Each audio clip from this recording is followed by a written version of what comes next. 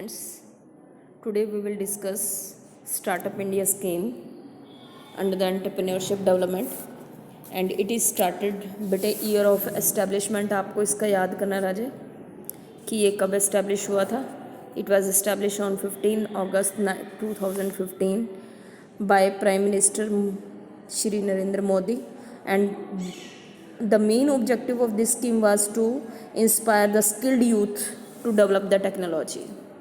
ये इसका ऑब्जेक्टिव याद कर लेना बेटे. और under this scheme several financial and other benefits are provided to the new entrepreneurs to establish new business. The advantage of this scheme is available to a special class of business and following condition are to be fulfilled for getting the benefit of Startup India scheme by the entrepreneur. इस सबसे पहले बेटे इसकी condition आपको याद करनी है. तो कंडीशन में you can establish your business, you can register your business of any kind, private limited company के रूप में, पार्टनरशिप फॉर्म के रूप में या लिमिटेड लायबिलिटी कंपनी के पार्टनरशिप के रूप में आप सबसे पहले बिजनेस को रजिस्टर्ड कराएंगे. This is the form of business organisation you want to establish. तो जिस फॉर्म ऑफ बिजनेस ऑर्गेनाइजेशन को आपने एस्टैब्लिश करना है उसको रजिस्टर कराने के बाद तो आपका बिजनेस जो है वो 7 साल से पुराना नहीं होना चाहिए. More than 7 years in case of general unit and more than 10 years in the case of biotechnological unit should not be passed after registration. यानी कि 7 साल और 10 साल से कम होना चाहिए ये, अगर हमने स्टार्टअप इंडिया स्कीम के अंडर सरकार से बेनिफिट लेने हैं. In any financial year your turnover should not be rise up to 100 crores. तो टर्नओवर है वो 100 crores से ज़्यादा नहीं होना चाहिए as guideline establish by the government on 19 February 2019 की नोटिफिकेशन के अकॉर्डिंग आपका टर्नओवर किसी भी फाइनेंशियल ईयर में 100 crore से ज़्यादा नहीं होना चाहिए. और the business should establish the aim of developing new process thing और सर्विस और bringing about an important change in the current process thing and service. तो आपका जो बिज़नेस है वो नई तरह की सर्विस बिजनेस यूनिट को, प्रोसेस को, थिंग को, सर्विस को डेवलप करने वाला होना चाहिए. और the business should not be result of splitting और reconstruction of some current business unit.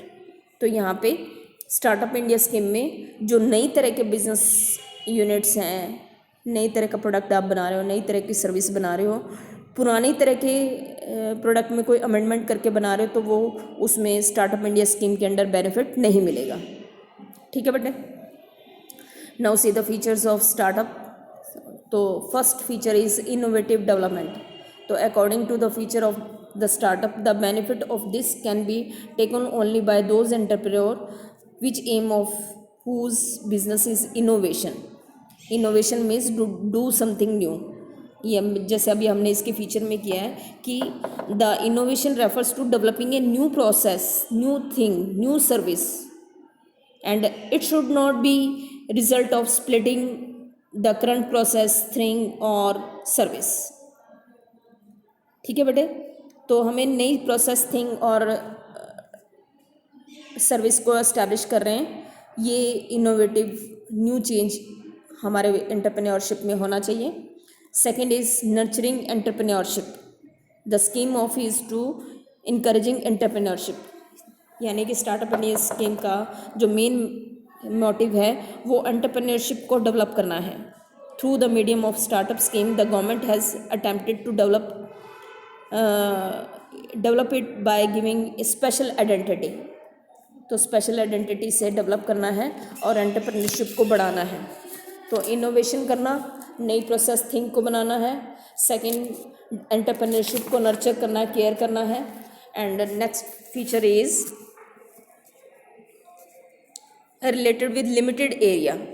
यानी कि स्टार्टअप इंडिया स्कीम में आपका टर्नओवर 100 crore से कभी ज़्यादा नहीं होना चाहिए और आपका जो बिज़नेस है जनरल यूनिट के केस में 7 साल और बायोटेक्निकल यूनिट के टेक्नोलॉजिकल यूनिट में 10 साल से ज़्यादा पुराना नहीं होना चाहिए।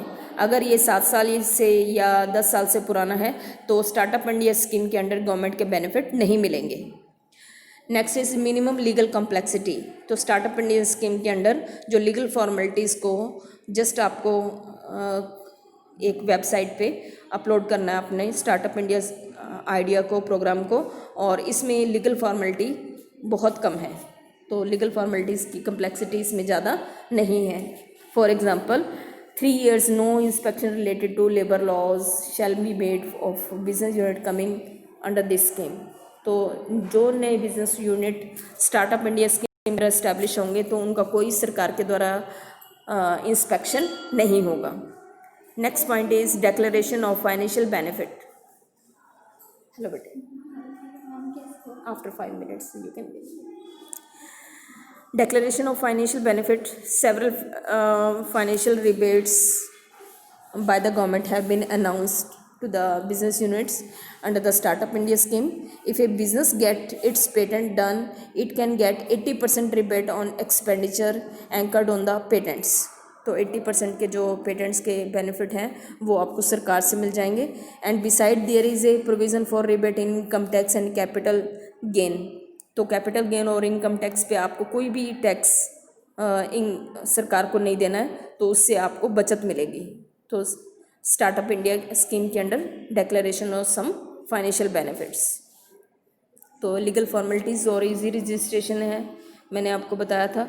तो to get up registration of a business unit under the startup India scheme, very easy registration and its registration is done on online itself and with the same the government started a mobile app and portal on April 2016, और by using it you can easily register your startup India scheme program को आप start कर सकते हैं। बेटे बंद करो इसको।